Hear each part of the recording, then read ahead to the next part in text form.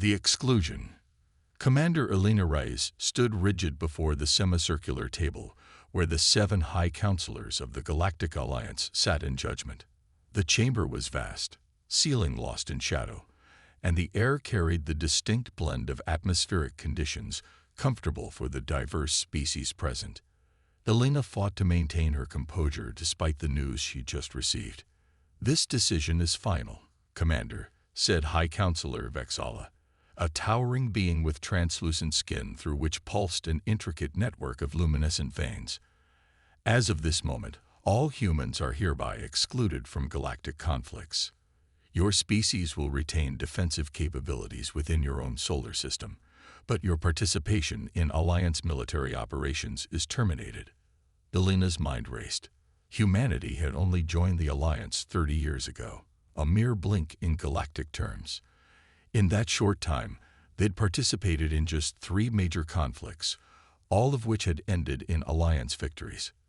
"With respect, Counselor," Elena said, her voice steady despite her inner turmoil, "humanity has proven itself a valuable ally. Our soldiers have fought and died alongside your forces. We followed every regulation and protocol. We deserve to know why we're being excluded." The 7 counselors exchanged glances, a silent communication passing between them that Elena couldn't interpret. Finally, Counselor Trell, a reptilian being with scales that shifted colors with his mood, currently a troubled gray-blue, leaned forward. "Commander Reyes, this is not a punishment. It is a necessity," he said, his voice a low rumble, "for the safety of all species, including your own." "Safety," Elena echoed. "What threat do we pose?" "This session is concluded," Vexala announced, ignoring her question. "Human forces will withdraw from all forward positions within 14 standard cycles. Transport vessels have been arranged." As guards moved to escort her out, a small counselor with feathered skin and enormous amber eyes, Counselor Miri of the Avis Collective, spoke up unexpectedly.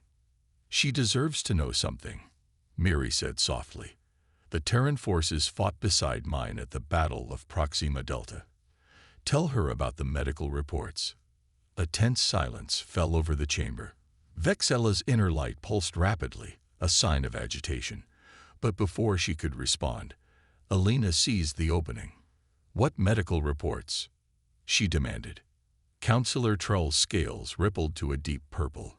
"The medical data from all 3 conflicts shows a disturbing pattern.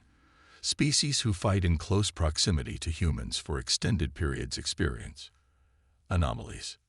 "What kind of anomalies?" Elena pressed. "That is all you need to know," Vexila cut in. "This decision protects all parties. The session is adjourned." This time, the guards left no room for further questions. Elena was escorted from the chamber, the massive doors sealing behind her with finality. 3 days later, Elena sat in her temporary quarters on the transport vessel bound for Earth, staring at the message she had composed to Earth Command. Humans banned from Alliance conflicts. No clear reasoning provided beyond vague medical concerns. Full debrief upon return. Her door chimed, breaking her concentration. "Enter," she called. The door slid open to reveal Dr. Nellis, a Cephide with skin that resembled the night sky, dotted with stars that brightened and dimmed with her emotions. Elena had worked with Nellis during the campaign against the swarm. The doctor had been the chief medical officer for the mixed species battalion Elena had commanded. "I heard they're sending you home," Nellis said, her star patterns dimming with what Elena recognized as sadness. "Everyone is talking about it." "They're sending all humans home," Elena corrected, gesturing for Nellis to take a seat. "And no one will tell us why. Just something about medical anomalies and species who fight alongside us." Nellis remained standing, her star patterns flickering nervously. "I shouldn't be here. I could lose my position." "Then why are you?" Elena asked. "Because you saved my life at Proxima Delta. And because what they're doing isn't right. You deserve to know." Elena leaned forward. "Know what?" "I was part of the medical team that examined Alliance soldiers after Proxima Delta. We found Changes in the neurological patterns of non-human species who fought in close quarters with humans for extended periods. Changes. What kind of changes? Nellis's stars pulsed rapidly. Enhanced aggression, accelerated reflexes, improved tactical thinking. These abilities faded within days of separation from humans, but some individuals experienced withdrawal symptoms. Tremors, anxiety, neural pathway degradation. Elena stood, stunned. Are you saying we're, what? Making other species better fighters? Not intentionally. It appears to be a field effect the humans generate during combat situations. Your species emits some form of psycho-resonance wave that affects nearby neural systems. It's stronger when humans are under stress or in danger. That's impossible, Elena whispered. We don't have any psionic abilities. Not in the traditional sense, Nellis agreed. It's more like an evolutionary adaptation. Your ancestors competed with apex predators on Earth, creatures far stronger and faster than themselves. Perhaps this field was how early humans coordinated hunts or warned each other of danger before language developed. For most of your history, it only affected other humans. But now it affects our allies. Elena finished, understanding dawning. But why ban us? This could be an advantage. The Council fears what they don't understand, Nellis said. Some believe extended exposure to human combat resonance could permanently alter other species or create a dependency. Others worry that if enemies captured humans, they could use this ability against the Alliance. Elena's military mind immediately saw the strategic implications. Is there any research being done? Any data I can access? All research has been classified and centralized at Research Station Omega near the Cygnus Arm. No humans are permitted access. Nellis moved toward the door, then hesitated. Elena, there's something else. The effect is bidirectional. What does that mean? Humans don't just enhance others. In some cases, humans who fought alongside certain species showed temporary changes too. Increased sensory perception, accelerated healing, enhanced empathic awareness, abilities common to the species they fought beside. Before Elena could process this revelation, Nellis slipped out the door, leaving her alone with questions that would change her understanding of humanity's place in the galaxy. 6 months later, on Earth, Commander Elena Reyes no longer wore her Alliance uniform. After delivering her report to Earth Command, she had been reassigned to a newly formed department, Xenobiological Relations and Research. The name was deliberately innocuous to avoid attracting Alliance attention.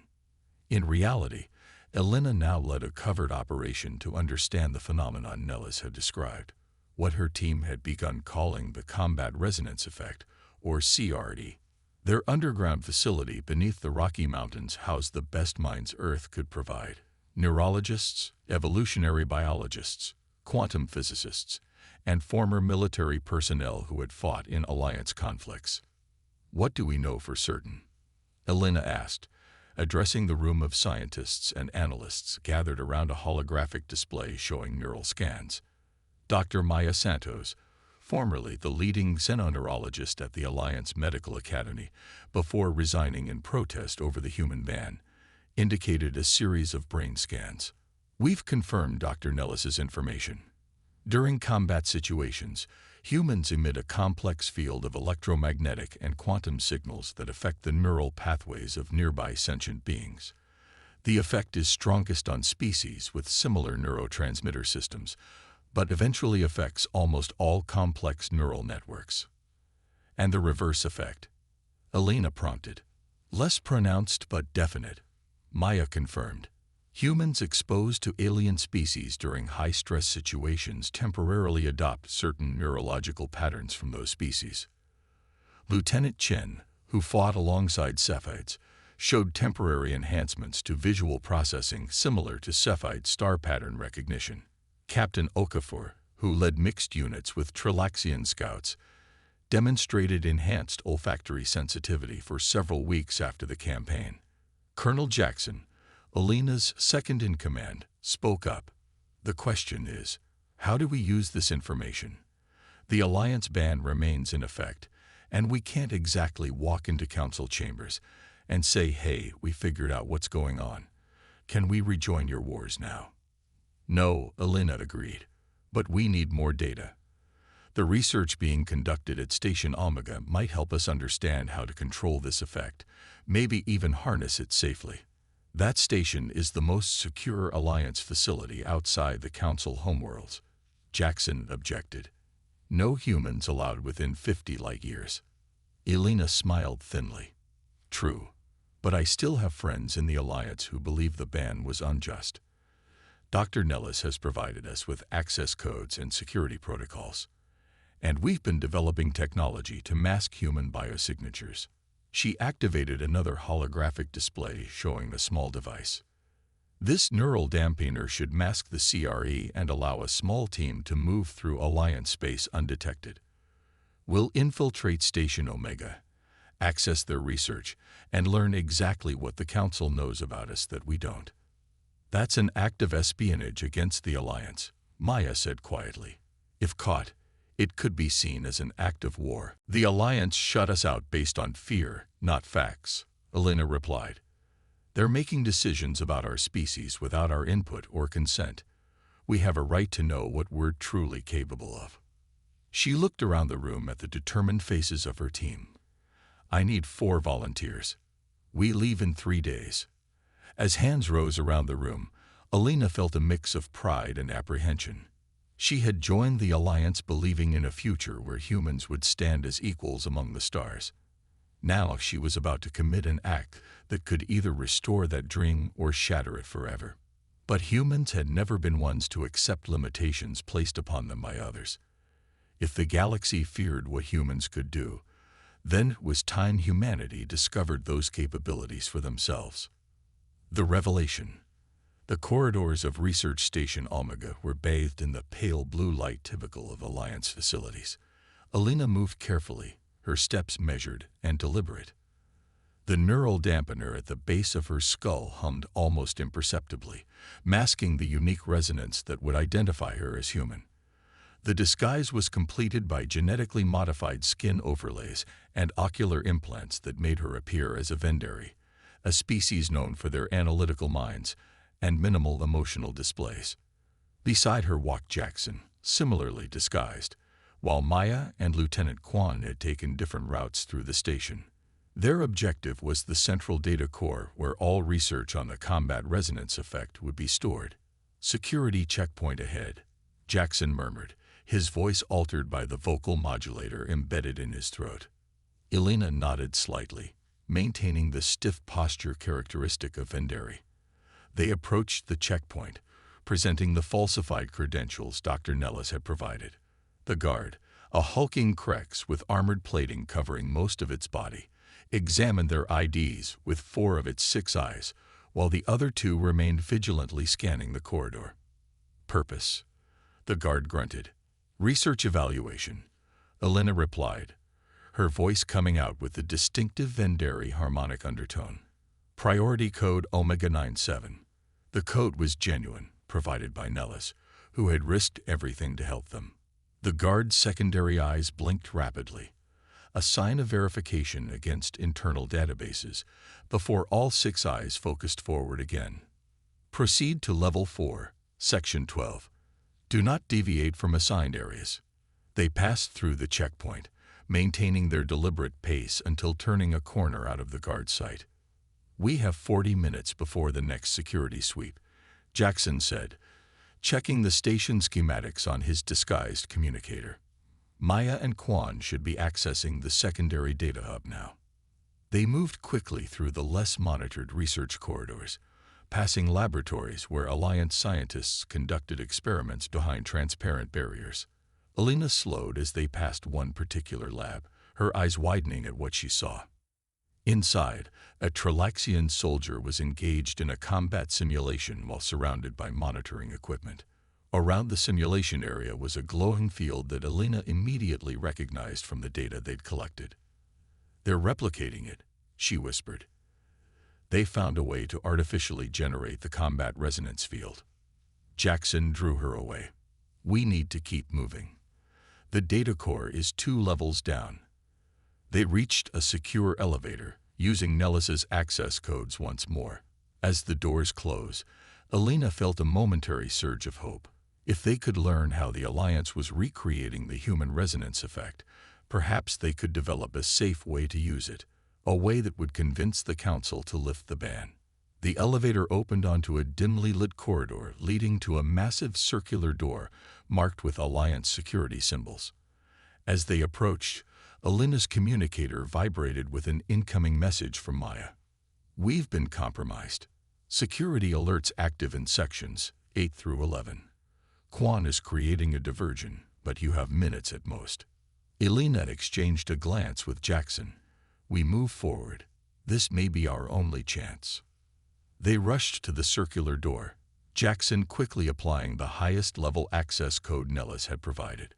The door began its opening sequence, separating into interlocking segments that retracted into the walls. Beyond lay the data core, a towering crystalline structure containing the sum of Alliance research on the human combat resonance phenomenon.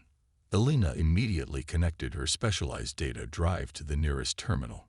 "Download everything related to human neural patterns and the combat resonance effect," she instructed the device. "Priority to experimental results and theoretical applications." As the data transfer began, a piercing alarm sounded throughout the facility. Red lights pulsed along the corridors, and a computerized voice announced, "Security breach detected. All personnel initiate containment protocols." "This is not a drill. They found us," Jackson said, drawing a concealed weapon. "How much longer?" Alina watched the transfer progress indicator. 3 minutes for essential data, 7 for complete download. "We may not have 3, Jackson warned, positioning himself by the door. The transfer reached 42% when the sounds of approaching security forces echoed down the corridor. Boots on metal, the distinctive whine of energy weapons charging. "Alina," Jackson said, his voice grim, "take the drive and find another way out. I'll hold them here." "We came together, we leave together," she insisted, drawing her own weapon. Jackson shook his head. "The mission matters more than either of us. What we've discovered here could change everything for humanity. Someone has to get this information back to Earth." Before Alina could protest further, the first security team appeared at the end of the corridor. Jackson fired several shots, forcing them to take cover. "There's a maintenance shaft behind the secondary processing unit," he said, nodding toward the far side of the data core. "It leads to the lower research levels. You can reach the emergency pods from there. Go." With anguish tearing at her heart, Alina grabbed the data drive, now at 67%, and ran for the maintenance access panel.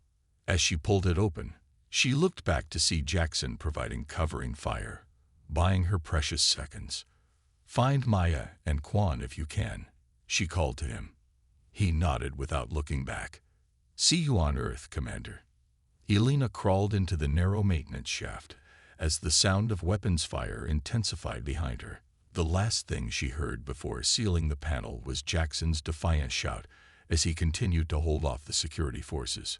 3 weeks later, Alina sat alone in the secure briefing room beneath the Rocky Mountains. She had made it back to Earth with the stolen data, but Jackson, Maya, and Quan had not. Whether they had been captured or killed remained unknown. The Alliance had issued no statements about the infiltration, suggesting they wanted to keep the incident quiet. The door opened, and Admiral Chen entered, followed by representatives from Earth's unified government. Their faces were solemn. "Commander Reyes," the Admiral began, "your report and the data you've recovered have been thoroughly analyzed. I won't pretend we're not disturbed by what you found." Alina nodded. The information had been more incredible than she could have imagined. The Alliance hadn't just been studying the combat resonance effect, they had been attempting to weaponize it. "The Omega research confirms what we suspected," she said. "During combat situations, humans emit a quantum-entangled field that enhances neural processing in nearby sentient beings. The effect appears to be an evolutionary adaptation from our primitive past, possibly developed when our ancestors needed to coordinate against predators. But the Alliance research goes further, the Admiral added. Their tests show that with proper training, humans can learn to control this effect, even direct it. Yes, Alina confirmed, and they discovered something else, something they feared more than our unintentional enhancement of allies. She touched a control, bringing up images on the display screen. The effect compounds. Each time humans fight together, the resonance strengthens. The Alliance projected that within 5 generations of warfare, humans would develop the ability to project this field consciously, perhaps even at a distance. They feared we would become too powerful, one of the government representatives concluded. They feared what we might become, Alina corrected. A species that could enhance or diminish the combat effectiveness of others at will would upset the balance of power throughout the galaxy. Admiral Chen paced the room, considering the implications. So they banned us from conflicts, hoping to prevent this evolution from occurring.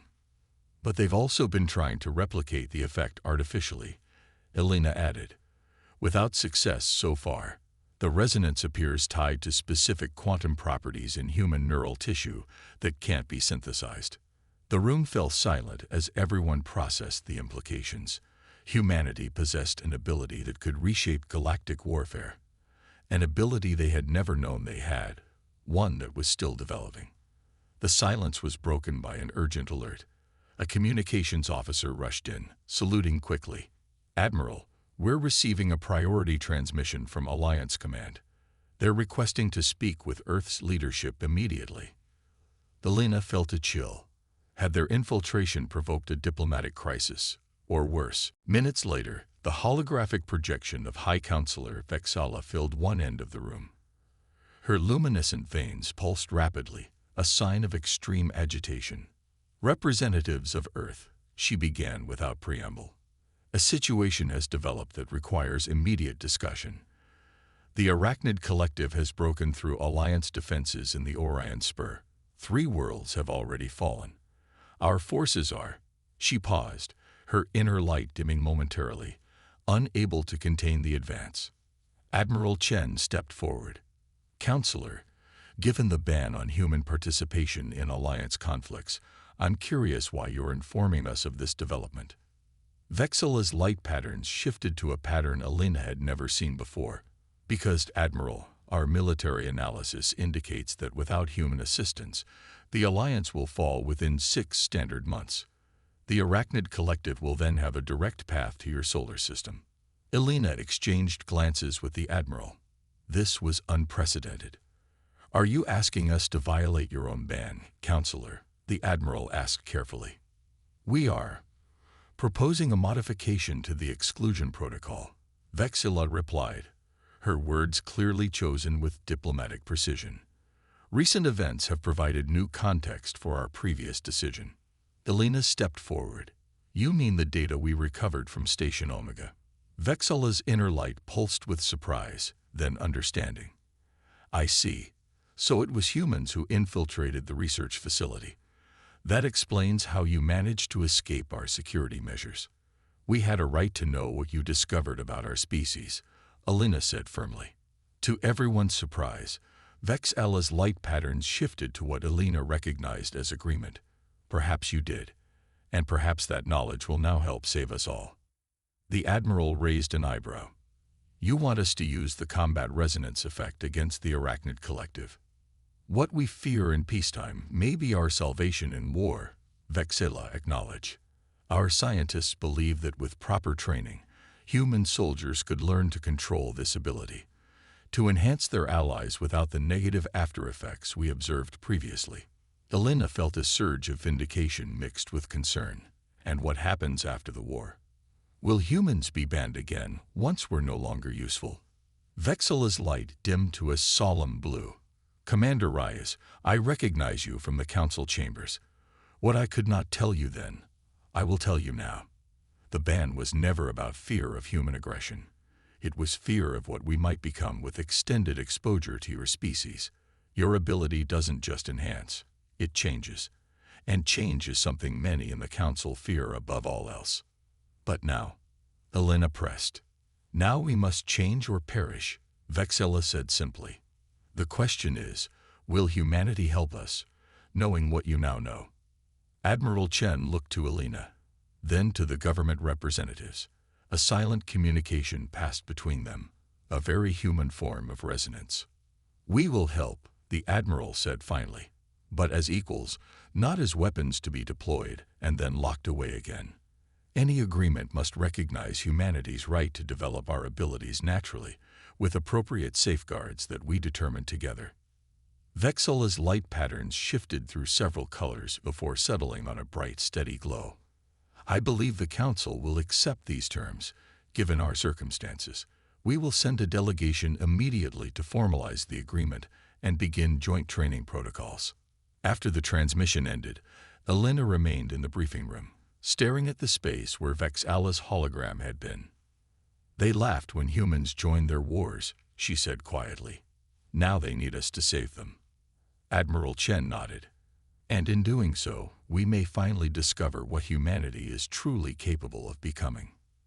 Alina thought of Jackson, Maya, and Quan. Their sacrifices had led to this moment of understanding. Because of them, humanity wouldn't just rejoin the galactic community, they would transform it. The species that had once been banned from war would now be essential to securing peace, and in that peace, humans and aliens would learn to resonate together, creating harmonies no one species could achieve alone. The combat resonance that had evolved to help humanity survive would now help ensure the survival of all sentient life in the galaxy. The humans who had once been feared would become the foundation of something greater than the Alliance had ever imagined possible. Perhaps that had been humanity's destiny all along.